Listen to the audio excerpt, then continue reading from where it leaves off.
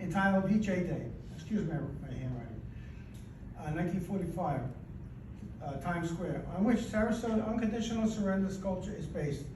Mr. O'Donnell was instrumental in confirming through his participation in Mitsubishi Engineering Research Laboratories analysis of the photo, the identity of the sailor, and the publication of the defensive history of the photo, Kissing Sailor. The missing behind the photo that ended World War II from VJ Day, Japan, Lawrence Verria and George Galdorisi. Mendonsa. I need you, Doc, you can say it. Mr. O'Donnell was the friendly photos to fascinating subjects. George Mendonsa, the sailor, and Greta Zimmer Friedman. I'm from New York, I say it differently. The nurse, actually a dental technician, she will share his firsthand experience in helping to solve the history and the dynamic detective story, including photos from Mr. Mendonsa's personal collection. Please sit back, enjoy yourself, and I bring you on Mr. Jerry O'Donnell.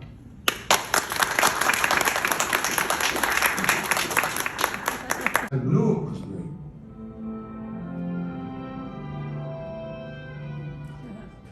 Wow.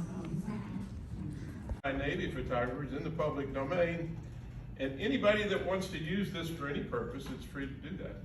And so if the statue was based on this, there's no royalties issued. And I think this has gone to court once, and the sculptor won. So anyway, that's that picture. And they called George and said, "We'd like to talk to you because you're the sailor." And he said, "Who told you that?" They said, "Eisenstaedt. He sent us to you." And so he and George and Greta got together again in Times Square and did this interview for the German paper, and it was in a book too, actually.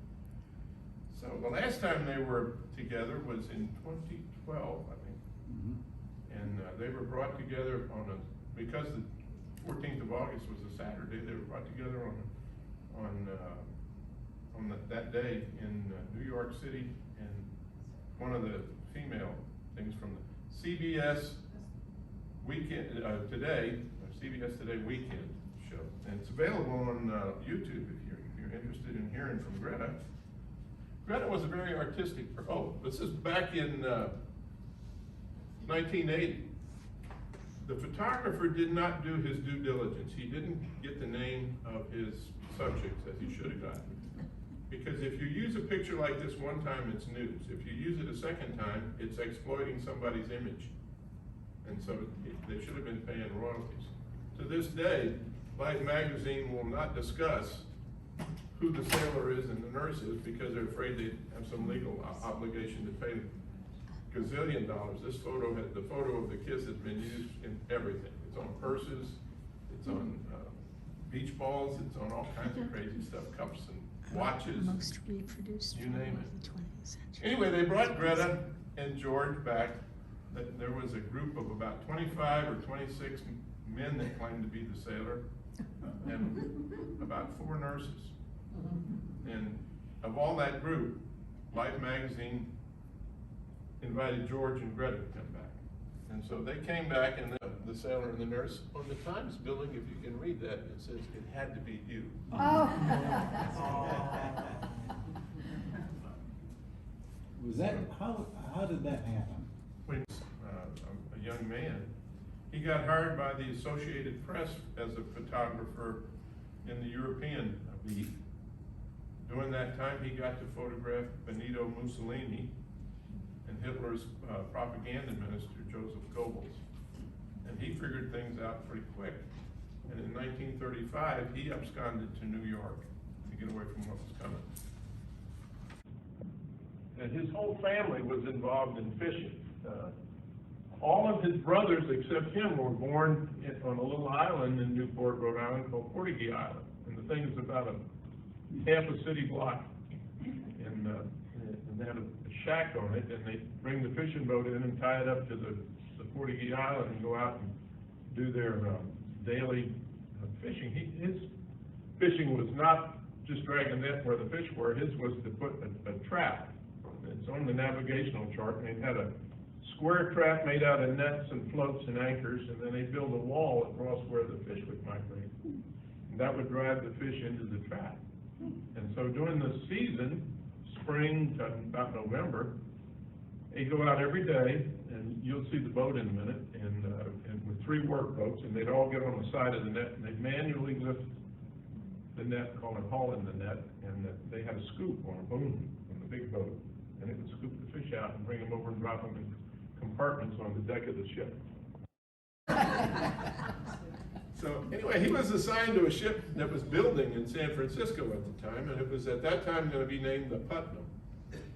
Well, the Battle of Guadalcanal, the USS Juno was sunk, and 5 brothers were killed. And they were from Waterloo, Iowa. They were the Sullivan brothers. The what? What was their name? Sullivan. Remember that, it comes up again.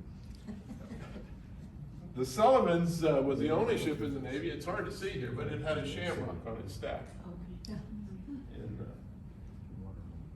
George would always mention that. They changed the name by presidential decree to the Sullivans.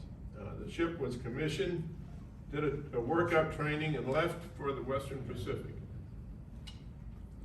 George was because of his experience in boats and things, was a quartermaster, navigator on board the Sullivans, below the navigation, the navigator. So, on October the 11th of 1944, the carrier Bunker Hill was about to launch a strike. The flight deck was fully loaded with aircraft that were fully fueled, uploaded with bombs and rockets, and was going to go strike on mainland Japan when she was hit. All along the flight deck, on the sides, one about 5 foot below the flight deck, or 6, were gun tubs for anti-aircraft guns that were to protect the carrier. So when the flight deck was on fire, bombs were going off, the flight deck became a sea of burning aviation gasoline. And this is like 120 octane gasoline. This isn't the fuel that they have today, which is not so combustible. And so the captain of the ship put the ship in a hard turn to port to get the flaming fuel off the ship. Well, everybody on the port side gun tubs jumped overboard because of the fire. Many were seriously burned, some died. George's ship was ordered to come alongside, as he said. And they picked up somewhere on the order of 200 people and brought them aboard their ship.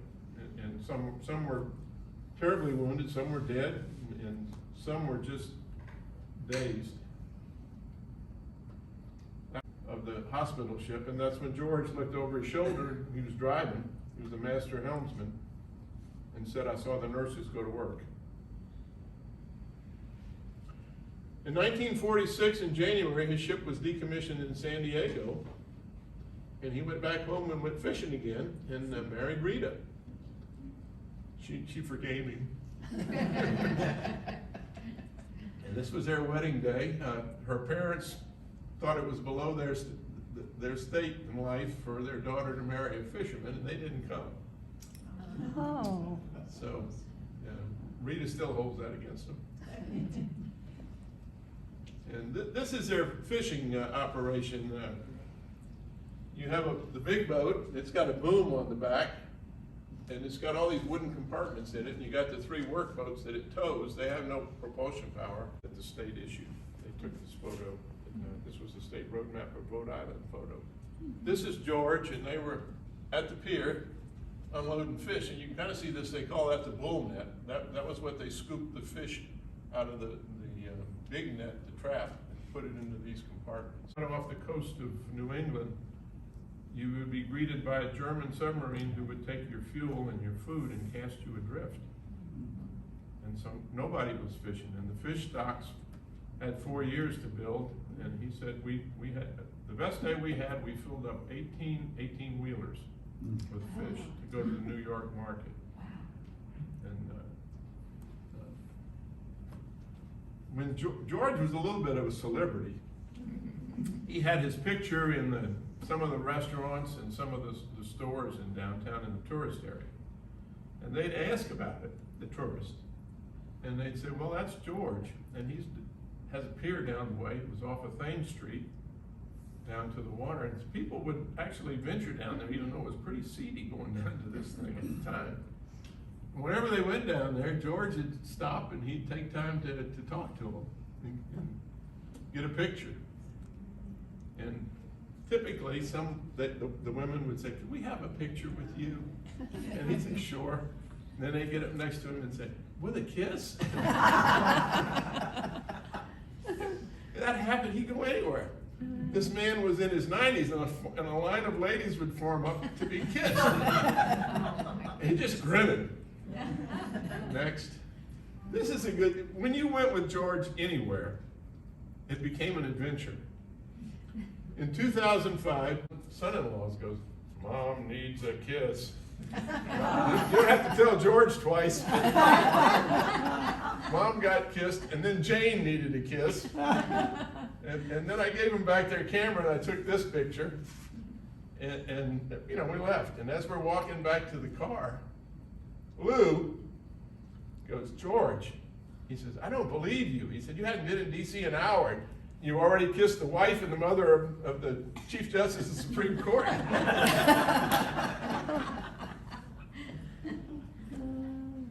I take this picture. This was from a magazine that was Capt, featuring an article about old Newporters who had made portraits that we've identified the kissing sailor. George loved the Navy. His ship was decommissioned in '46 and recommissioned for the Korean War, and it lasted into the '70s in commission. And I think maybe into the '80s, or almost into the '80s. Well, they were going to name another ship the Sullivans, and this was a ship that's in commission today. This was in the '90s, late '90s, I think, and George was invited to be at the commissioning. And so he and Lou, his shipmate, went, and he got the honor of raising the commissioning pennant on this ship, as he had done in 1943 on the original of the Sullivans.